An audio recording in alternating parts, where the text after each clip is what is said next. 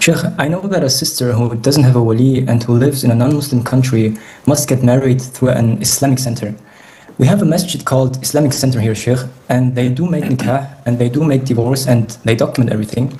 But the way they do divorce is in a way where the man has to come with his wife and he has to say the words of the divorce. Meaning they don't do the divorce themselves like a Muslim judge, like saying, you are divorced. Is this Islamic center still counted as an Islamic center where sisters without a wali can get married? Akhi Imran, who said that a Muslim judge issues a divorce? I knew it like that, Sheikh. No, this what you've known is not accurate. And I'll explain it to you now. First of all, the Prophet said, alayhi salatu wasalam, any woman who gets married without the consent and approval of her guardian, her marriage is void, void, void. Repeated 3 times. And the other hadiths, there is no marriage valid without the consent and approval of the guardian and 2 male witnesses.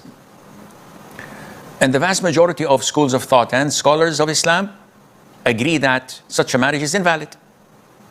If there is no guardian, so the father is dead, there is no paternal grandfather, there are no uncles, paternal uncles, there are no cousins, she's an orphan, she is not known to have any relatives, they found her at the steps of the masjid and adopted her. She has no wali.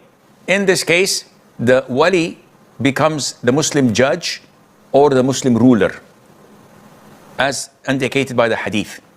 In Kafir countries, there is no such thing as Muslim judge or Muslim ruler. So the one who takes responsibility is the authorized imam of the Islamic center. When we come to what Brother Imran mentioned in terms of divorce, divorce is initiated by the man, the husband. He either says it in the present tense, I divorce you, or in the past tense, you are divorced, as an adjective. So this is valid. No Tom, Dick, or Harry can come and divorce a woman without the approval or the consent of the husband. This is his wife. He has the right to divorce her. If he doesn't want to divorce her, she could file for khul'. And khul' is when life is unbearable or she has a legitimate reason, she steps forward and bargains with her husband.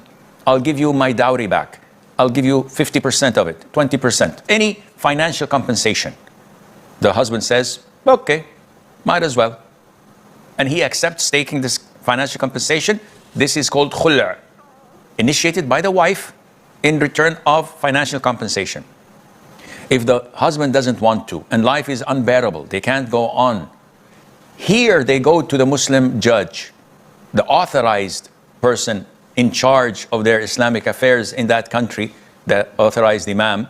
She presents her case, the imam summons him, talks to him, and if he finds that she has all the right to separate from him, but the man is defiant, he doesn't want to, now he steps in and says, with the powers given to me as the authorized imam, I can invalidate or revoke the marriage due to these circumstances, and this woman now is free to go and she's free from the marriage, even if the husband does not want it, because he is transgressing, he's defiant, he wants to harm the woman. So this is the sum up of the marriage and divorce, and I hope this makes sense to you. She says, many people keep asking me to make dua for them during my pregnancy and during my delivery. They tell me that a pregnant woman's dua is accepted during pregnancy and delivery. Is this authentic?